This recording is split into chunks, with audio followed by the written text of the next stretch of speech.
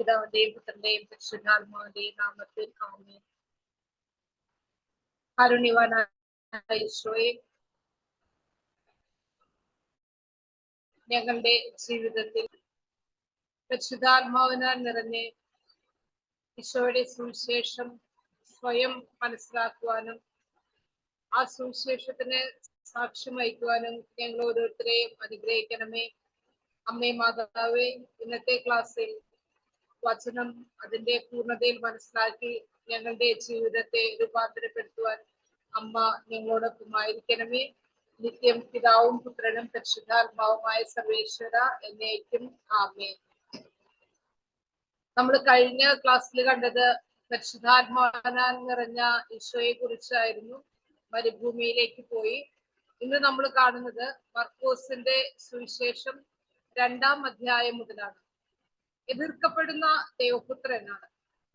ഇതുവരെയും കണ്ടതുപോലെ വാക്കിലും പ്രവൃത്തിയിലും ശക്തനായി കാണപ്പെടുന്ന യേശുവിനെ വളരെ വേഗം എല്ലാവരും വിശ്വസിക്കുകയും അംഗീകരിക്കുകയും സ്വീകരിക്കുകയും ചെയ്യുന്ന, സ്വാഭാവികമായിട്ട് നമ്മൾ ഈ സുവിശേഷങ്ങളിലൂടെ കടന്നു പോകുമ്പോൾ നമ്മൾ വിചാരിക്കും, കാരണം യേശു അങ്ങനെ അത്ഭുതങ്ങൾ പ്രവർത്തിക്കുന്നു, ശക്തനായ ഒരു പ്രവാചകനാണ്, എല്ലാവരും അംഗീകരിക്കാണ്, ദൈവപുത്രനാണ്, പരിശുദ്ധാത്മാവ് സ്നാന വേളയില് ദൈവം പോലും സാക്ഷ്യപ്പെടുത്തി, അപ്പൊ അതുകൊണ്ട് ആളുകൾ അംഗീകരിക്കുമെന്നാണ് നമ്മൾ വിചാരിക്കുക. എന്നാല് ഈശോയുടെ പ്രതീക്ഷകൾക്ക് വിരുദ്ധമായിട്ട് ഈ ദൈവപുത്രൻ നിരന്തരമായ എതിർപ്പിനെ വിധേയനാകുന്ന കാഴ്ചയാണ് തുടർന്നു വരുന്ന 5 സംഭവങ്ങളിൽ കാണുന്നത്. അപ്പൊ ദൈവപുത്രനായിട്ട് പോലും ഈശോയ്ക്ക് എപ്പോഴും ഒരു എതിർപ്പാണ് മറ്റുള്ളവരിൽ നിന്ന് നേരിടേണ്ടി വന്നത്. അതിന് 5 സംഭവങ്ങള് ബൈബിളിൽ തന്നെ കാണാം. യേശുവിന്റെ പാപമോചന അധികാരത്തെ കുറിച്ച് അവർ പലപ്പോഴും ചോദ്യം ചെയ്യുന്നു. 2-ാം അധ്യായം 1 മുതൽ 12 വരെ. ആരാണ് ഇവന് അധികാരം നൽകിയത്? പാപികളോടും ചുങ്കക്കാരോടുമുള്ള ഈശോയുടെ സൗഹൃദം. ഇവൻ അറിയുന്നില്ല ഇവൻ ആരുടെ കൂടെയാണ് പോയി ഭക്ഷണം കഴിക്കാൻ ഇരിക്കുന്നത് എന്നുള്ളത്. യേശുവിന്റെ ശിഷ്യന്മാർ ഉപവസിക്കാതിരിക്കുന്നത് കാരണം അവരെ കതിരുകൾ പറിച്ചു തിന്നുന്നു, അല്ലെങ്കിൽ ഉപവാസത്തിന് നിയമങ്ങൾക്ക് പ്രാധാന്യം കൊടുക്കാത്തത്, ഇതിനെ കുറിച്ചുള്ള ഒരു ചോദ്യങ്ങൾ വരുന്നു.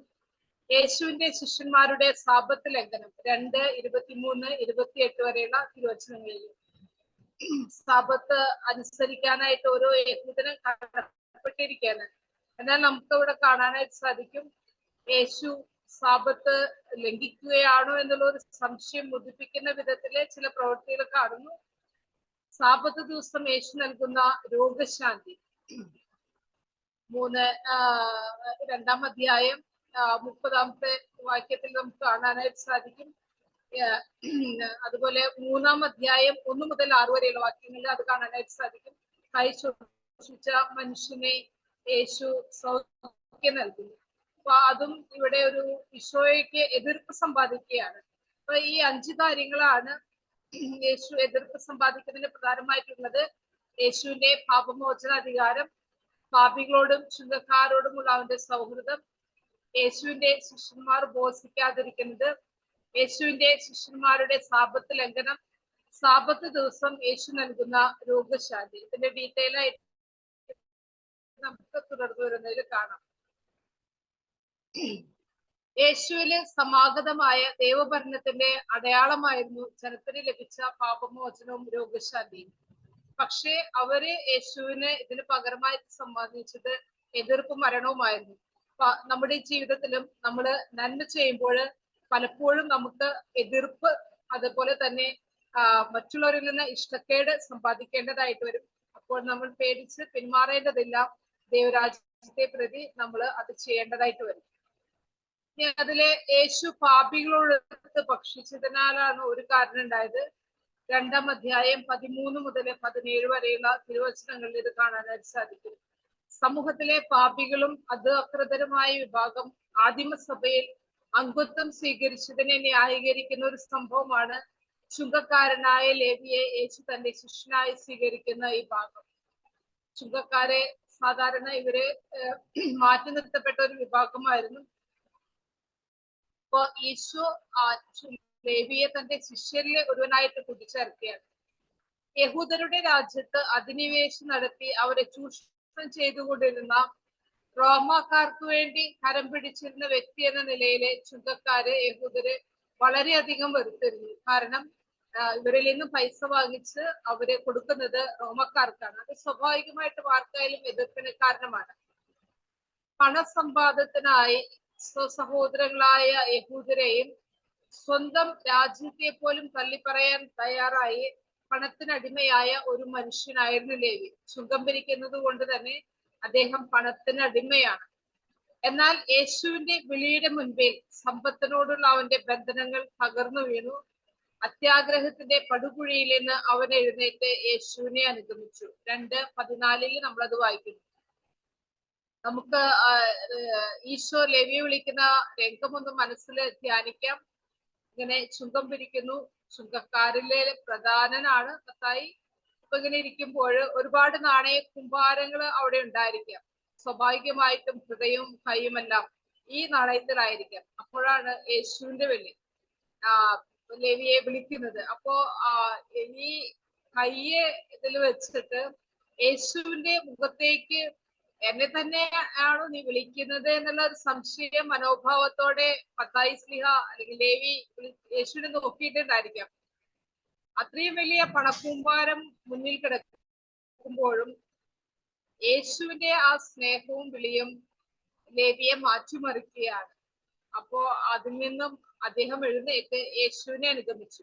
അപ്പൊ നമ്മുടെ ജീവിതത്തിലും മറ്റെല്ലാക്കാളും ഉപരിയായിട്ട് ഈശോയുടെ കണ്ണുകളിലേക്ക് നമ്മുടെ ഹൃദയവും മനസ്സും ഉയർത്തുമ്പോൾ, ആ സ്നേഹം അനുഭവിക്കുമ്പോൾ ഈശോയല്ലാത്ത മറ്റെല്ലാത്തിനെയും ഉപേക്ഷിക്കാനായിട്ട് നമുക്ക് എളുപ്പമാണ്. നമ്മുടെ ഹൃദയങ്ങള് ദൈവത്തിലേക്ക് ഉയർത്തേണ്ടത് വളരെ അത്യാവശ്യമാണ്. ഈശോ എന്നിട്ട് പറയുന്നുണ്ട്, എന്നെ അനുഗമിക്കുക. ഓരോ ക്രിസ്തു ശിഷ്യനും യേശുവിനെ അനുഗമിക്കാൻ വിളിക്കപ്പെട്ടവനാണ്. അത് വെറുതെ ഇങ്ങനെ പാദങ്ങള് വെച്ച് അനുഗമിക്കുക എന്നുള്ളതല്ല. ഈ അനുഗമിക്കൽ ഒരു ഹൃദയത്തിന്റെ പ്രവർത്തനമാണ്. അതേസമയം ഇതൊരു ജീവിത രീതിയാണ്. ഓരോ നിമിഷവും ഈശോയുടെ മനോഭാവം സ്വന്തമാക്കി. ഫിലിപ്പിയർക്കാർക്ക് എഴുതിയ ലേഖനത്തിൽ നമ്മൾ വായിക്കുന്നുണ്ട്, യേശു ക്രിസ്തുവിനുണ്ടായിരുന്ന മനോഭാവം നിനക്കുണ്ടാകട്ടെ. ആ മനോഭാവം സ്വന്തമാക്കി, ആ ജീവിത രീതി സ്വന്തമാക്കി യേശുവിനെ അനുഗമിക്കുക എന്നുള്ളതാണ്. ഇനി അവിടെ കാണുന്ന വേറൊരു വാക്യമാണ്, അവൻ ലേവിയുടെ ഭവനത്തിന് ഭക്ഷണത്തിന് ഒരുമിച്ചിരുന്ന് ഭക്ഷണം കഴിക്കുക എന്നത് ഇക്കാലത്തും അതുപോലെ ആ കാലഘട്ടങ്ങളിലും വളരെ പ്രധാനപ്പെട്ട ഒരു സംഗതിയാണ്. പ്രത്യേകിച്ച് പലസ്തീനയില് അക്കാലത്ത് വളരെ പ്രധാനപ്പെട്ട ഒരു സംഗതിയാണ് ഒരുമിച്ചിരുന്ന് ഭക്ഷണം കഴിക്കുക.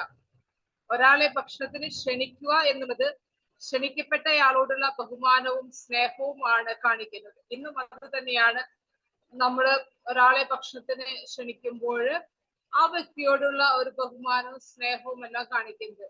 അപ്പൊ ഇവിടെയും അത് തന്നെയാണ് നമ്മൾ മനസ്സിലാക്കേണ്ടത്. ചുങ്കക്കാരനായ ലേവിയോടൊപ്പം യേശു ഭക്ഷണത്തിന് ഇരുന്നത് അവന്റെ കറ പിടിച്ച ജീവിതം യേശു ക്ഷമിച്ചതിന്റെ അടയാളമാണ്. ഉള്ളില് ഒന്നും പുറമെ ഒന്നും ആയിട്ടല്ല, വേറൊരു കപടത വെച്ചിട്ടല്ല യേശു ലേവിയുടെ ഭവനത്തിൽ ഭക്ഷണത്തിരുന്നത്. ലേവിയോട് ഈ ചുങ്കം പിരിക്കുന്നതിലൂടെ അവൻ ചെയ്ത എല്ലാ പാപങ്ങളും ഈശോ ക്ഷമിച്ചു. ആ ക്ഷമിച്ചതിന്റെ ഒരു അടയാളമായിട്ടാണ് അവനോടൊപ്പം ഭക്ഷണത്തിന് ഇരുന്നത്. അപ്പൊ നമ്മളും നമ്മുടെ ഭവനങ്ങളിലുമെല്ലാം ഒരുപാട് ആഘോഷങ്ങൾ ഉണ്ടാവാറുണ്ട്, മറ്റുള്ളവർ വിളിക്കാറുണ്ട്. അപ്പോൾ നമ്മുടെയൊക്കെ മനോഭാവം എന്താണ്? എന്റെ ഉള്ളിൽ ഒന്ന് വെച്ചിട്ടാണോ ഞാൻ അവരോട് ഭക്ഷണം വിളമ്പി കൊടുക്കുന്നത്? അപ്പൊ അവിടെ ഒരിക്കലും നമുക്ക് ഈശോയുടെ രക്ഷ അനുഭവിക്കാനായിട്ട് സാധിക്കുകയില്ല. നമ്മുടെ ആഘോഷങ്ങളും വിരുന്നുകളും മുറിവുണക്കുന്നതിനും കൂട്ടായ്മ വർദ്ധിപ്പിക്കുന്നതിനുമുള്ള വേദികളാകണം. ഇന്ന് പല ഭവനങ്ങളും ഒറ്റപ്പെട്ട തുരുത്തുകളായിട്ട് മാറാണ്. വലിയ വീടുകളൊക്കെ ഉണ്ട്, പക്ഷെ അവിടേക്ക് വേറെ ആരും വരുന്നത് ആർക്കും താല്പര്യമില്ല. ഞാനും എൻ്റെ ആ കുടുംബവും മാത്രം. അപ്പൊ അതുകൊണ്ട് തന്നെ നമുക്ക് സൗഹൃദം പങ്കുവയ്ക്കുവാനോ മുറിവുണക്കാനോ സാധിക്കുന്നില്ല. അപ്പൊ ഈ ഭക്ഷണം നമ്മുടെ സൗഹൃദങ്ങളും ഇതെല്ലാം ഭക്ഷണം നമ്മുടെ മുറിവുണക്കുന്ന വേദികളാക്കി മാറ്റണം. പരസ്പരം ക്ഷമിച്ചെങ്കിൽ മാത്രമേ ആ ഭക്ഷണം കഴിക്കുന്നതിന് ആസ്വാദ്യതയും ഒപ്പം യേശുവിന്റെ രക്ഷയും അനുഭവിക്കാനായിട്ട് സാധിക്കുള്ളൂ. അപ്പൊ നമുക്ക് നമ്മുടെ ഭവനങ്ങളിലെ നമ്മൾ മറ്റുള്ളവർ വിളിക്കുമ്പോൾ നമ്മുടെ മനോഭാവം എന്താണെന്ന് നമുക്ക് വിചിന്തനം ചെയ്യാം. നിയമക്കാർ ചോദ്യം ഉന്നയിക്കുകയാണ്. യേശുവിന്റെ പ്രവൃത്തി കണ്ടിട്ട് അവർ ചോദ്യം ഉന്നയിക്കുകയാണ്, നിങ്ങളുടെ ഗുരു ചുങ്കക്കാരുടെയും പാപികളുടെയും കൂടെ ഭക്ഷണം കഴിക്കുന്നതാണ്. 16-ാമത്തെ വാക്യത്തിലാണ് നമ്മൾ അത് കാണുന്നത്. അപ്പൊ യേശുവിനോട് നേരിട്ട് ചോദിക്കാൻ അവർക്ക് ധൈര്യമില്ല. അവര് ശിഷ്യരോട് ചോദിക്കാണ്, നിങ്ങളുടെ ഗുരു ചുങ്കക്കാരുടെയും പാപികളുടെയും കൂടെ ഭക്ഷിക്കുന്നതെന്നാണെന്നത്. അപ്പൊ ഇവിടെ മർക്കോസിന്റെ സുവിശേഷത്തിൽ തുടർന്ന് കാണുന്നത്, അപ്പൊ യേശുവിടെ ഉത്തരം കൊടുക്കുന്നുണ്ട് എന്തുകൊണ്ടാണ് ഇങ്ങനെ വന്നിരിക്കുന്നതെന്നല്ല. ഇനി നമ്മൾ അടുത്തത് കാണാൻ പോകുന്നത് സാപത്തിലെ ഈശോ രോഗശാന്തി നൽകുന്ന ഒരു മനോഹരമായ സംഭവമാണ്. 3-ാം അധ്യായം 1 മുതൽ 6 വരെ സിനഗോഗിലെ യേശു ചെയ്യുന്ന 2-ാമത്തെ അത്ഭുതമാണ് സാപത്തിലെ യേശു രോഗശാന്തി നൽകുന്നത്. അപ്പൊ ഈശോ ഇവിടെ ഇങ്ങനെ വന്നു കഴിഞ്ഞപ്പോൾ അവിടെ പറയുന്നുണ്ട്, യേശു വീണ്ടും സിനഗോഗയിൽ പ്രവേശിച്ചു. കൈ ശോഷിച്ച ഒരാൾ അവിടെ ഉണ്ടായിരുന്നു. അപ്പൊ ഈ യേശുവിന്റെ ചുറ്റും ആളുകൾ നിൽക്കാണ്.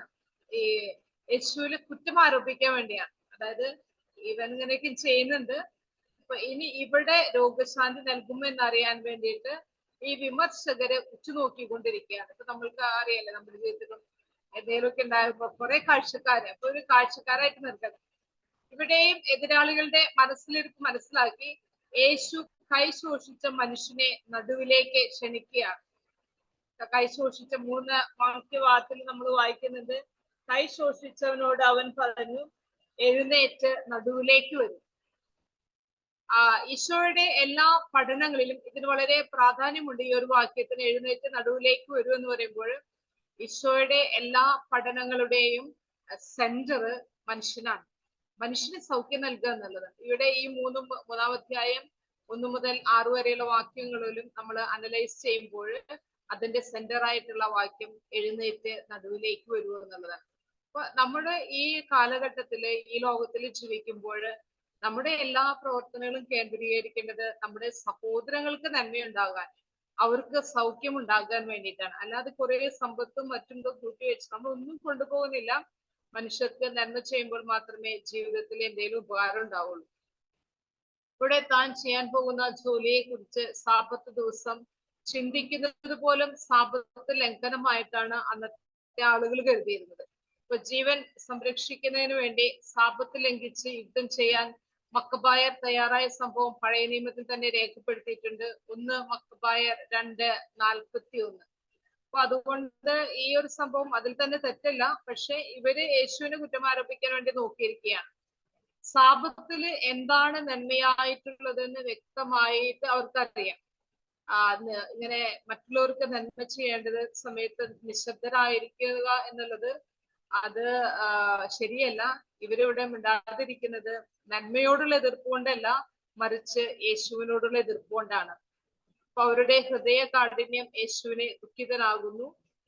ദൈവവചനത്തിനെതിരെ ഹൃദയം കൊട്ടിയടിക്കുന്നവരാണ് കഠിന ഹൃദയർ.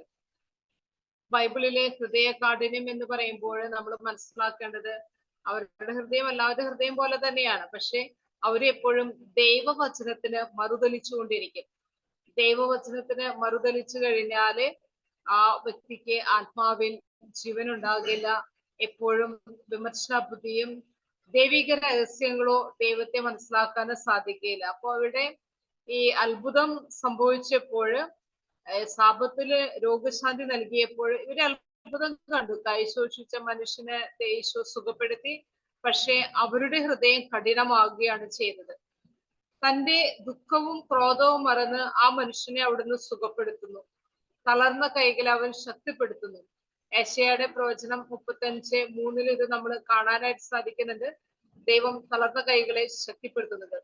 സാപത്തിൽ ജീവൻ സംരക്ഷിക്കുന്നതിനുള്ള പ്രവൃത്തി അനുവദനീയമാണെങ്കിൽ ആരോഗ്യം പുനഃസ്ഥാപിക്കുന്നതിനുള്ള പ്രവൃത്തിയും അനുവദനീയമായതുകൊണ്ടാണ് ഈശോ മനുഷ്യനെ സുഖപ്പെടുത്തിയത്.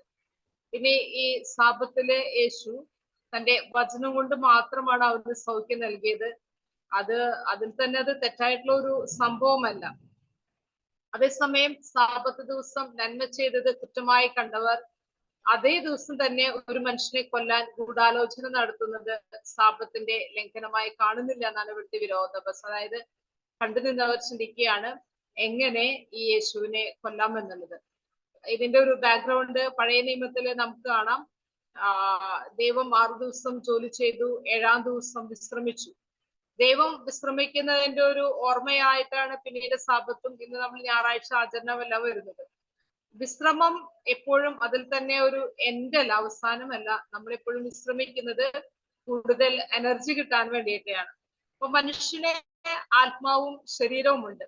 ഇപ്പൊ ശരീരം വിശ്രമിക്കുമ്പോൾ എപ്പോഴും നമ്മൾ ചിന്തിക്കുക ഉറങ്ങിയിട്ട് മാത്രമാണ് വിശ്രമിക്കുക എന്നുള്ളതാണ്. ഉറങ്ങിയിട്ട് മാത്രമല്ല, ഉറക്കം അതിന്റെ ഒരു ഭാഗം മാത്രമാണ്. നമ്മൾക്ക് ചെയ്യുന്ന ജോലിയിൽ നിന്ന് വ്യത്യസ്തമായിട്ട് എന്തെങ്കിലും ചെയ്താൽ അത് നമുക്കൊരു എനർജി തന്നെയാണ്. കണ്ടിന്യൂസ് ആയിട്ട് ചെയ്യുന്നില്ല, അത് ഈവനിങ് വാക്ക്, ഒരു മൂവി കാണുക, കൂട്ടുകാരോടൊത്ത് വർത്താനം പറയുക, ഉപയോഗി പ്രവൃത്തികൾ ചെയ്യുക, ഗാർഡനിങ്, റീഡിങ്, ഓരോരുത്തർക്കും ഒരു ഹോബികളുണ്ട്. അതെല്ലാം നമുക്ക് എനർജി തരുന്ന ഒരു വിശ്രമമാണ്. അതേപോലെ തന്നെ നമുക്ക് ആത്മാവുണ്ട്. ഈ ആത്മാവിന് എനർജി ലഭിക്കുന്നത് നമ്മൾ ദൈവത്തോടു കൂടി ആയിരിക്കുമ്പോഴാണ്. അതുകൊണ്ടാണ് സാബത്ത് ദിവസം കൂടുതൽ പ്രാർത്ഥിക്കണം എന്ന് പറയുന്നത്. അപ്പൊ അതുവഴി നമുക്ക് ജീവൻ ലഭിക്കുന്നു. മറ്റുള്ളവരെയൊക്കെ ഈശോയെ പകർന്നു കൊടുക്കുമ്പോഴും നമുക്ക് ജീവൻ ലഭിക്കുകയാണ്. അപ്പൊ സാബത്തിന്റെ ആത്യന്തിക ലക്ഷ്യം മറ്റുള്ളവർക്ക് ജീവൻ നൽകുക എന്നുള്ളതാണ്. അപ്പൊ ആ ആത്യന്തിക ലക്ഷ്യം യഹൂദരും മറന്നുപോയിട്ട് പ്രവൃത്തികളിലേക്ക് മാത്രം അവർ ഒതുങ്ങിക്കൂടി. അപ്പൊ ഇവിടെ ഈശോ ആത്യന്തിക ലക്ഷ്യം പൂർത്തീകരിക്കുകയാണ്. ആ മനുഷ്യന് സൗഖ്യം നൽകിയിട്ട്, അതായത് അവന് ജീവൻ നൽകി. ഇനി അവനോട് പറയാണ്, ഇൻഡയറക്റ്റ് ആയിട്ട് പറയാണ്, മകനെ ഇനിയുള്ള 6 ദിവസം നീ ശരിയായിട്ട് ജോലി ചെയ്യണം, അപ്പോൾ 7-ാം ദിവസം നിനക്ക് വിശ്രമിക്കാം, അതായത് നിനക്ക് സാബത്ത് ആഘോഷിക്കാം. അങ്ങനെ യേശു ഇവിടെ സാബത്ത് ലംഘിച്ചിട്ടില്ല, മറിച്ച് സാബത്തിന്റെ ശരിയായ അർത്ഥം ജനങ്ങൾക്ക് പകർന്നേക്കുകയാണ്. വാസ്തവത്തില് ജീവൻ രക്ഷിക്കുന്നതോ നശിപ്പിക്കുന്നതോ ഏതാണ് നിയമാനുസൃതം എന്ന യേശുവിന്റെ ചോദ്യം യേശുവിന്റെ ജീവൻ നശിപ്പിക്കാനുള്ള അവരുടെ ദുരുദ്ദേശത്തിന്റെ ഒരു വെളിപ്പെടുത്തലായിരുന്നു. ഇനി നമുക്ക് കാണാനായിട്ട് സാധിക്കുന്നത് മത്തായിയുടെ മർക്കോസിന്റെ സുവിശേഷം 3:13-19 നമുക്ക് കാണാനായിട്ട് സാധിക്കും. അപ്പോസ്തലന്മാരെ തെരഞ്ഞെടുപ്പാണ്. അപ്പൊ അപ്പോസ്തലന്മാർ തിരഞ്ഞെടുക്കേണ്ട സമയത്ത് പിന്നെ അവൻ മലമുകളിലേക്ക് കയറി തനിക്ക് ഇഷ്ടമുള്ളവരെ അടുത്തേക്ക് വിളിച്ചു എന്നാണ് പറയുന്നത്.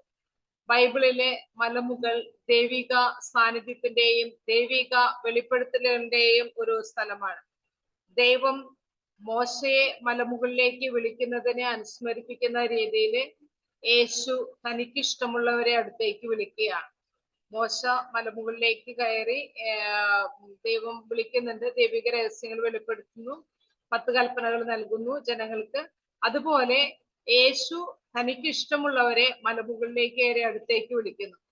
അപ്പൊ ഇഷ്ടമുള്ളവരെയാണ് വിളിച്ചത്. അതായത് അത് വിളിക്കപ്പെടുന്നതിന്റെ ഒരു മാനദണ്ഡം കാണിക്കാൻ, എല്ലാവരും വിളിച്ചിട്ടില്ല.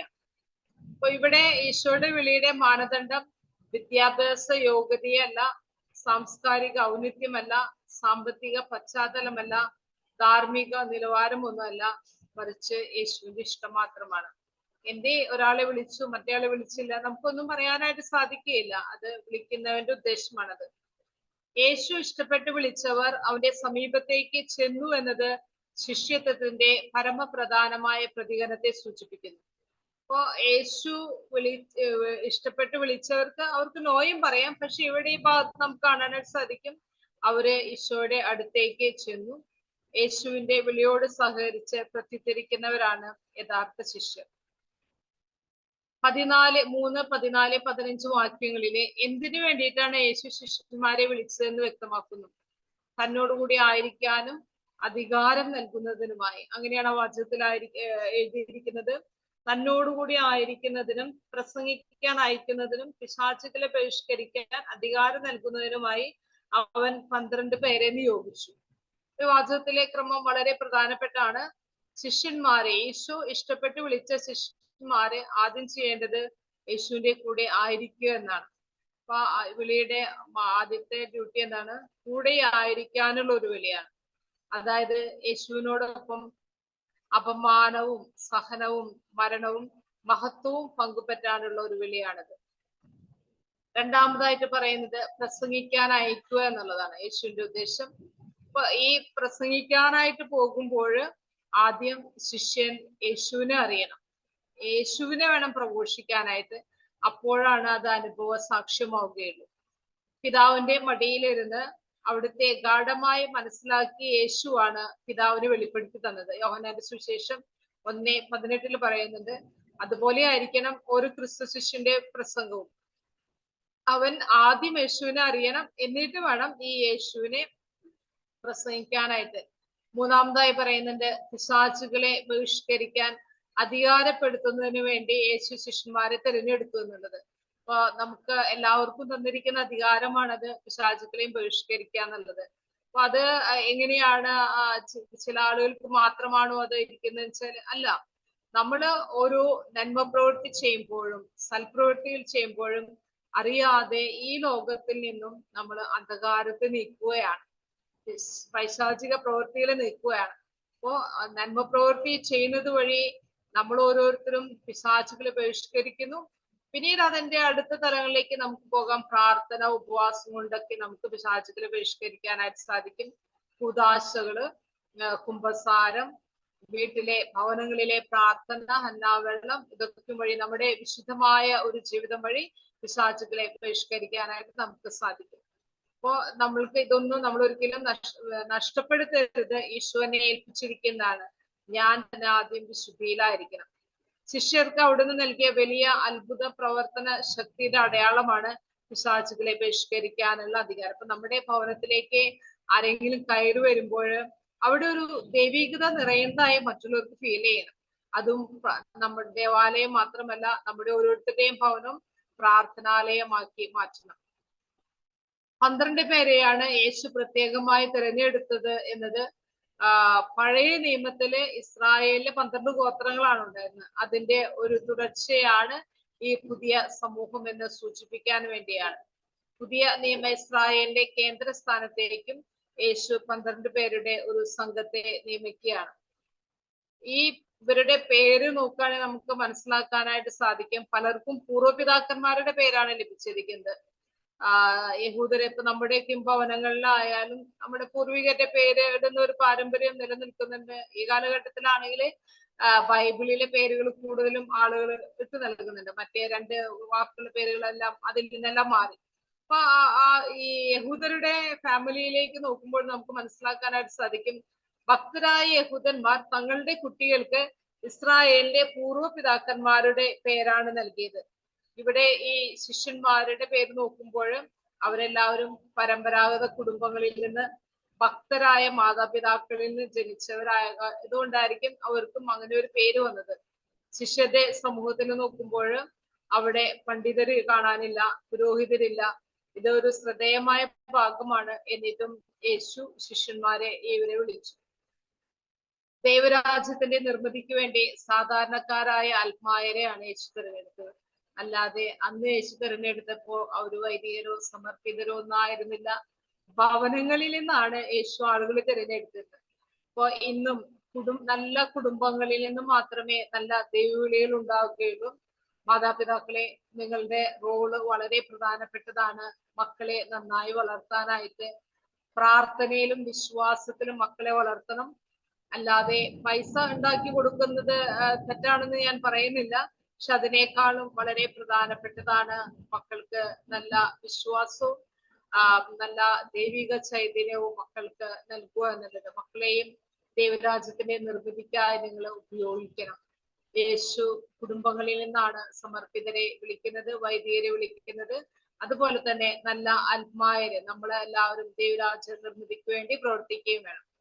അപ്പൊ ഇവിടെ നമുക്ക് ഈ ഭാഗത്ത് നമ്മൾ മനസ്സിലാക്കേണ്ടത്, ദൈവവിളിക്ക് കാരണമായ പല ഘടകങ്ങൾ പലരും ചൂണ്ടിക്കാണിക്കാറുണ്ട്. എന്റെ ഭവനത്തിൽ പ്രാർത്ഥിക്കുന്നവരാണ്, ഇടവകാര് പ്രാർത്ഥിക്കുന്നവരാണ്, സമർപ്പിതരുടെ കൂടിയാണെന്ന്, അല്ലെങ്കിൽ വൈദികന്റെ അങ്ങനെ പല കാരണങ്ങളായിട്ടുണ്ടായിരിക്കും. അപ്പൊ എന്ത് തന്നെയായാലും ദൈവവിളി വരുന്നത് ദൈവത്തിൽ നിന്നാണ്. അവർ ഈശോയുടെ കൂടെ ആയിരിക്കണം. പിന്നെ പറഞ്ഞ 3 കാര്യങ്ങൾ. അവർ തങ്ങളെ വ്യക്തിപരമായി മനസ്സിലാക്കിയ യേശുവിനെ പ്രഘോഷിക്കേണ്ടതായിട്ട് വരും.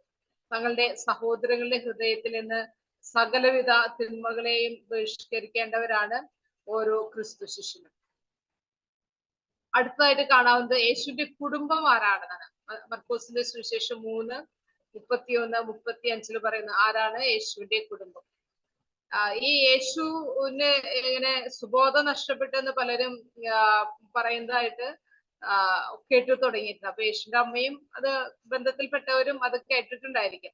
അപ്പൊ ഇങ്ങനെ ഇവന് സുബോധം നഷ്ടപ്പെട്ടു എന്ന് കേട്ടപ്പോൾ അവനെ പിടിച്ചുകൊണ്ട് പോകുവാനായിട്ട് നസ്രത്തിൽ നിന്ന് പുറപ്പെട്ടവർ യേശുവിന്റെ അടുത്തെത്തി. അപ്പൊ അവർ ആരൊക്കെയാണെന്ന് 3:31-32 നാം മനസ്സിലാക്കുന്നു. അവന്റെ അമ്മയും സഹോദരരാണ് യേശുവിനെ സുബോധം നഷ്ടപ്പെട്ടെന്ന് മനസ്സിലാക്കിയത് അവന്റെ അടുത്തെത്തിയത്. കുടുംബാംഗങ്ങൾ പുറത്തു നിൽക്കുന്നുവെന്ന് യേശുവും നിൽക്കുന്നു എന്നാണ് പറയുന്നത്. അപ്പൊ അതിന്റെ അർത്ഥം ഒരു ഡിസ്റ്റൻസിന്റെ യേശുവും കുടുംബാംഗങ്ങളും തമ്മിലുള്ള അകലം വ്യക്തമാക്കുന്നു. യേശുവിന്റെ ജീവിതകാലത്ത് അവിടുത്തെ സഹോദരങ്ങൾ പലരും യേശുവിൽ വിശ്വസിച്ചില്ല. യോഹന്നാൻ 7:5 നമ്മളത് കാണുന്നു. അപ്പൊ യേശുവിനെ പ്രഘോഷിക്കുമ്പോൾ നമ്മുടെ തന്നെ സ്വന്തക്കാരെ പലപ്പോഴും നമ്മളെ വെറുത്തു പോകും, നമ്മൾ വിശ്വസിക്കുകയില്ല. പക്ഷെ ഇവിടെ നമ്മൾ തളരേണ്ടതില്ല. അത് യേശുവിനെ പ്രഘോഷിക്കുന്നതിന്, യേശുവിന്റെ ജീവിത രീതിയിൽ പങ്കുചേർക്കാൻ യേശു നൽകുന്ന നല്ല അവസരമാണെന്ന് മനസ്സിലാക്കി ധീരതയോടുകൂടി യേശുവിനെ പ്രഘോഷിക്കാൻ നമുക്ക് ഓരോരുത്തർക്ക് ശ്രമിക്കാം.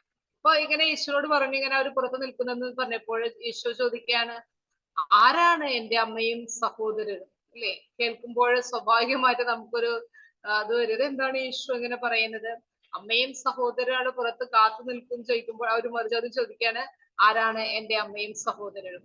എന്നിട്ട് ഈശോ അവിടെ ശരിക്കും പരിശുദ്ധ അമ്മയെ താഴ്ത്തി പറയുകയില്ല, സഹോദരെ താഴ്ത്തി പറയുകയില്ല, മറിച്ച് ഈശോ അടിവരയിട്ട് പറയുകയാണ്, ദൈവത്തിന്റെ ഹിതം നിർവഹിക്കുന്നവനാരോ അവനാണ് എൻ്റെ സഹോദരനും സഹോദരിയും അമ്മയും. അപ്പോ പരിശുദ്ധ അമ്മ തീർച്ചയായിട്ടും ദൈവത്തിന്റെ ഹിതം നിറവേറ്റി എന്നാണ് ഇവിടെ അടിവരയിട്ട് പറയുന്നത്. തന്റെ സ്വാഭാവിക കുടുംബ ബന്ധങ്ങളെ യേശു തള്ളി പറയുകയില്ല. പ്രത്യുത ആത്മീയ കുടുംബ ബന്ധങ്ങൾക്ക് യേശു സ്വാഭാവിക ബന്ധങ്ങളെക്കാൾ വലിയ പരിഗണന നൽകുകയാണ് ചെയ്യുന്നത്. ദൈവപിതാവിന്റെ ഇഷ്ട നിർവഹണമാണ് ഒരാളെ യേശുവിന്റെ ആത്മീയ കുടുംബമാക്കി തീർക്കുന്നത്. സ്വന്തം കുടുംബത്തോടും ഗ്രാമത്തോട് അതുപോലെ പാരമ്പര്യങ്ങളോടുള്ള അനുചിതമായ അഭിനിവേശം ക്രിസ്തു ശിഷ്യൻ ഒഴിവാക്കണമെന്നുള്ള ആഹ്വാനം ഇവിടെയുണ്ട്. ഈശോയുടെ ശിഷ്യന്മാരുടെ ഗണത്തിൽ നോക്കുമ്പോൾ നമുക്ക് മനസ്സിലാക്കാനായിട്ട് സാധിക്കും. വിളിച്ചപ്പോൾ അവരുടെ എല്ലാ തൊഴിലും ഉപേക്ഷിച്ച് യേശുവിനെ അനുഗമിച്ചു. മത്സ്യം പിടിച്ചിരുന്നവര്, വല നന്നാക്കുന്നവര് അവരുടെ വഞ്ചിയും വലയും വള്ളവും എല്ലാം ഉപേക്ഷിച്ചിട്ടാണ് യേശുവിനെ അനുഗമിച്ചത്. ഈ ഈശോയുടെ ജീവിതത്തില് ഈശോ എപ്പോഴും പ്രാർത്ഥിച്ചിരുന്നത്, ദൈവമേ എന്റെ ഇഷ്ടമല്ല നിന്റെ ഇഷ്ടം നിറവേറട്ടെ. അങ്ങനെ ഈശോ ഓരോ നിമിഷവും ദൈവത്തിന്റെ മകനാണെന്ന് തെളിയിച്ചു. നമ്മുടെ ജീവിതത്തിലും നമ്മൾ ഈ ദൈവഹിതം മനസ്സിലാക്കി ദൈവത്തിന്റെ മകനും മകളായിട്ട് ജീവിക്കാനുള്ള വലിയ ഉത്തരവാദിത്വം നമുക്കുണ്ട്. ദൈവഹിതത്തിന് സ്വയം വിധേയപ്പെടുത്തിയിട്ട് യേശുവിന്റെ കുടുംബത്തിലെ അംഗമാവുക എന്നാൽ ദൈവഹിതത്തിന് വിധേയമായി അപമാനവും മരണവും അടക്കമുള്ള സഹനം പോലും ഏറ്റെടുക്കാൻ ഞാൻ തയ്യാറാകണം. അപ്പൊ യേശു നമ്മെ ഓരോരുത്തരെയും വിളിക്കുന്നത് യേശുവിന്റെ ഭവനത്തിലെ അംഗമാകാൻ വേണ്ടിയിട്ടാണ്.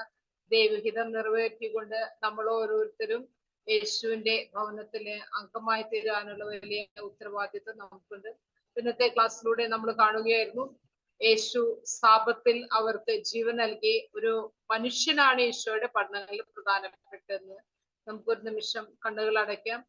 കാരുണ്യവാനായ ഈശോയെ, ഞങ്ങളുടെ എല്ലാ ജീവിതത്തിൽ ഈശോയ്ക്ക് സാക്ഷ്യം വഹിക്കുവാനും ഞങ്ങളുടെ പ്രവർത്തനങ്ങളിൽ ഞങ്ങളുടെ സഹോദരങ്ങളെ മനുഷ്യരായി കണ്ടുകൊണ്ട് അവർക്ക് നന്മ ചെയ്യുവാനും ജീവൻ നൽകുവാനും ഞങ്ങളെ അനുഗ്രഹിക്കണമേ. ഞങ്ങളുടെ ജീവിതത്തിലുടനീളം ദൈവഹിതത്തിന് പൂർണ്ണമായി കീഴ്വഴങ്ങിക്കൊണ്ട് ദൈവഭവനത്തിലെ അംഗങ്ങളായി ജീവിക്കുവാൻ അമ്മേ മാതാവേ ഞങ്ങളോടൊപ്പം ആയിരിക്കണമേ.